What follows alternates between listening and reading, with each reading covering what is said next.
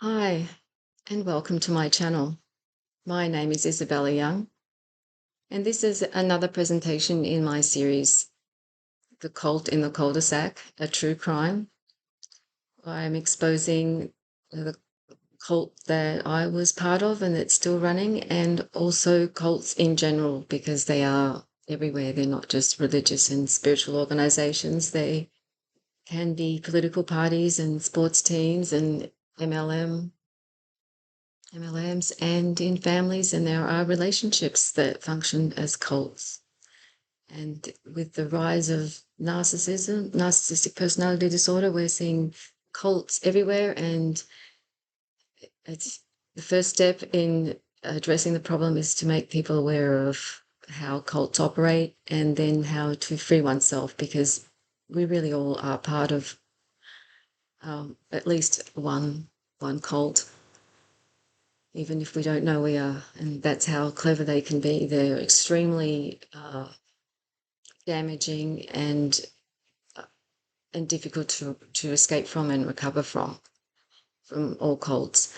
And the one that I was in is no exception. It's taken me this long to speak up about what I experienced and to heal enough of the issues that got me into the cult to be able to be understanding of what happened and help others see how it, it's easy to become part of a cult. For a start, no one is joining a cult. A cult is always a front for a sick, demonic individual who has completely lost touch with reality and has these delusions of grandeur, incessant need for attention and worship and money and sex and power. It's all about that for them. They've become completely unhinged from decency, morality, integrity. And they've also become master manipulators, because that deep inside, since very early on, they've been a complete bottomless pit of self-hatred. And so they do all they can to try and cover that up. They're very wounded and sick and evil individuals, because they will not stop at anything to have their needs met. And they are demon possessed. And I am going to talk about that. I don't care if it makes anyone uncomfortable, because it's the truth. There's no other way that explains what these absolute evil monsters get up to in their cults. And so I thought it would be interesting to compare and contrast the cult that I was in and the mind fuckery and the madness that went on there with this other cults. And the first one I wanted to compare and contrast. Firstly, I want to say, in telling these stories, I'm going to be talking about things that were extremely embarrassing, frankly, and they were also very painful. And so I want to be able to tell my story without a whole lot of self-censoring. So sometimes I might use the C word and the F word. I've yet to settle on a name for the ex-cult member that I was married to. He's an evil little demon who really does not deserve a name. So, except he's getting the name, the evil gnome. I don't care if that sounds petty. It's so perfect, because he used to be out there in the garden like a little evil gnome. Sometimes a little naked evil gnome. It was so embarrassing, really. I cannot tell you how embarrassing that was. He'd be out there naked gardening, and we had young teenage children who had friends over. We also always had people in the house, because it was the pinnacle of a disciple's discipleship to come and serve at Premadrala. That was the name of the house. I can't remember what it meant, but basically it's like the pinnacle of buildings on earth where God lives. So people would be hankering. That was an honor for them. They'd be like drooling. Please, can I come and serve at Premadrala? And we had people every day. Basically, when I say people, I mean free slave labor. People who did the cooking and the cleaning and the other gardening, the sort of the hard gardening. Or he just did the pruning, of people who had to do anything that involved sweat. And there were people who were always there. He had his assistants, and there he would be out there in the garden all naked, thinking how glorious he is. And that brings me to today's compare and contrast. And I'm going to compare him to Nature Boy, because there is actually, was a cult leader who called himself Nature Boy, which is one of the names that the evil gnome called himself. Well, the other Nature Boy, his other name was Allergio Bishop, and he has his little cult, a group of people who follow him around to various countries in, uh, I think, Central America, and I think it came to Hawaii and then back to mainland USA. And he had basically a harem of women and men who uh, believed him when he said he's God. He's the Black Messiah. And that they were all living this natural life, with free, no restrictions, just all about free love. And meanwhile, he's well, to start with, just like any cult member, fleecing them. So he takes all their money.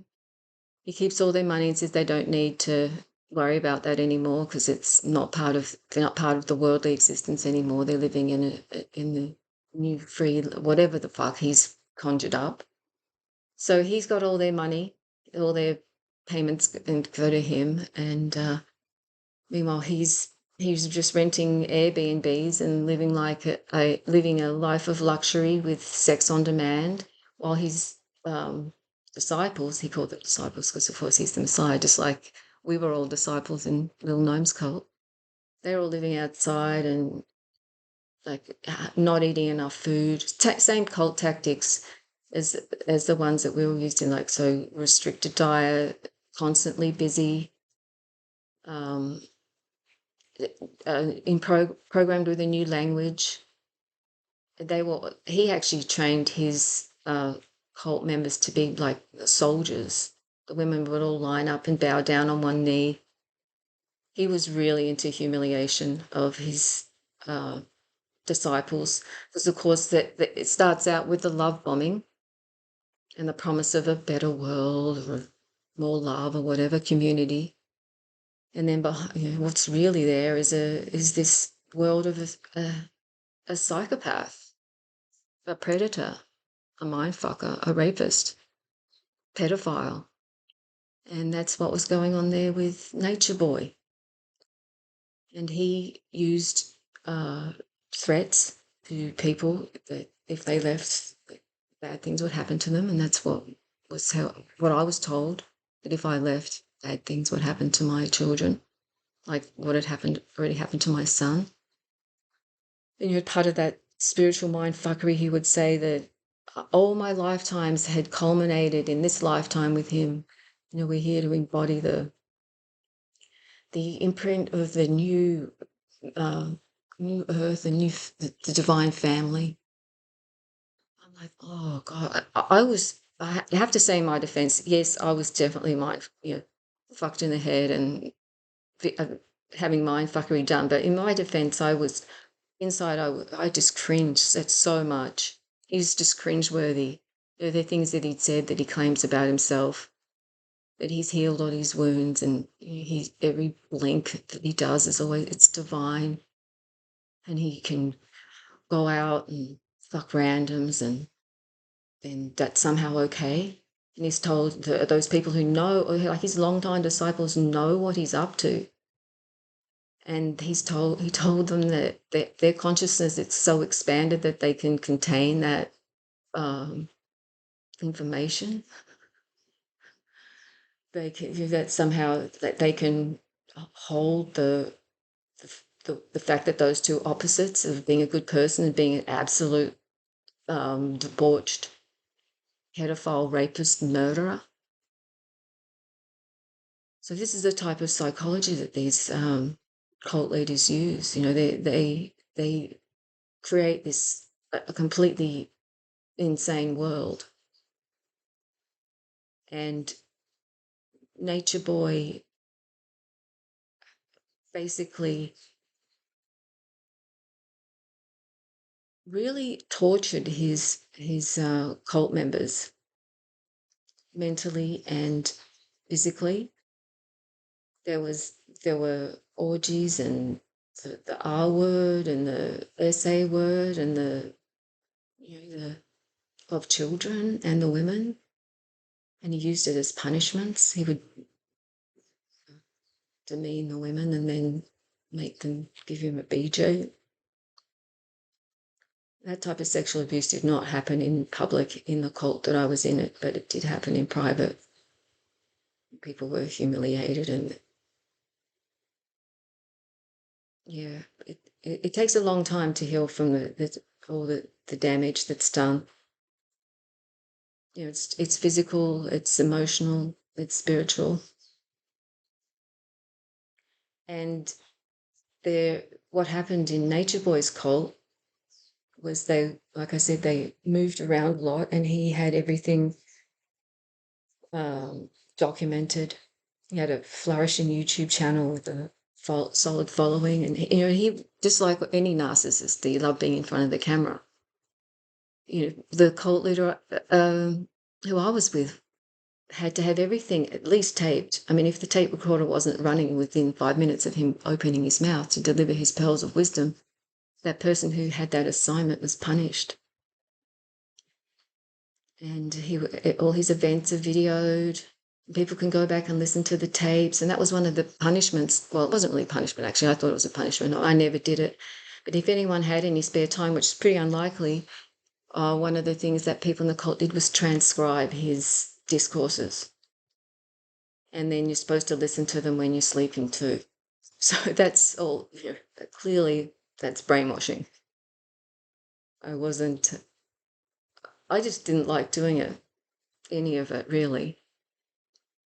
But he had me trapped, just like they all do.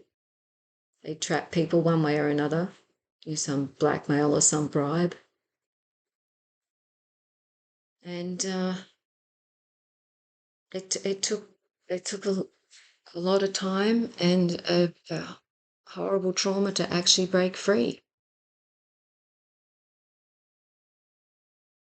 And in Nature Boy's cult, one of his wives broke free because he had a few, and he kept all her personal papers, so she couldn't leave him. But she decided that she needed to get away, and in retaliation, he posted videos of them having sex, which is illegal, which is known as revenge porn, and that he could be charged with revenge porn and other sexual assaults.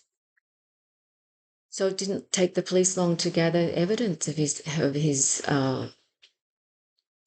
verbal abuse and physical abuse. I mean, there were videos of him hitting, slapping people, and he, in his evil idiocy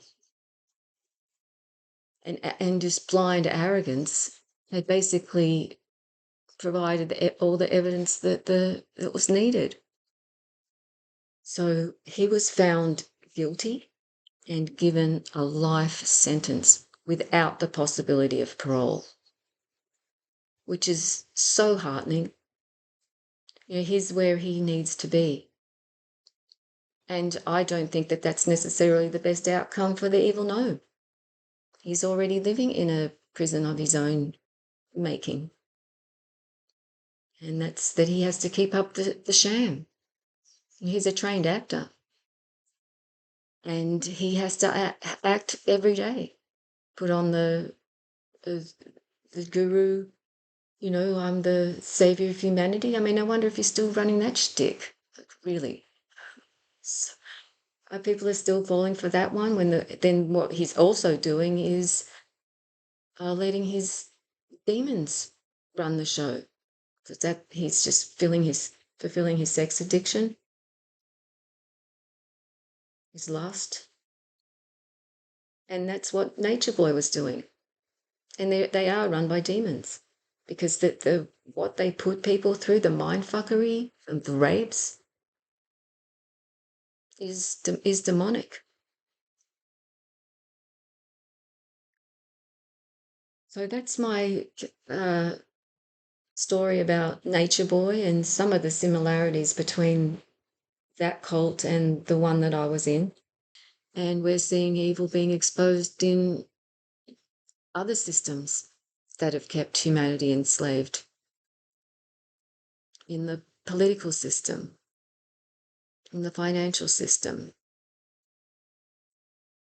the air quotes medical system, education, financial system, all the evils being exposed, the corruption's being exposed. So thank you for whatever you're doing to contribute to the freedom and future of humanity. And I'm sending you all my love and light.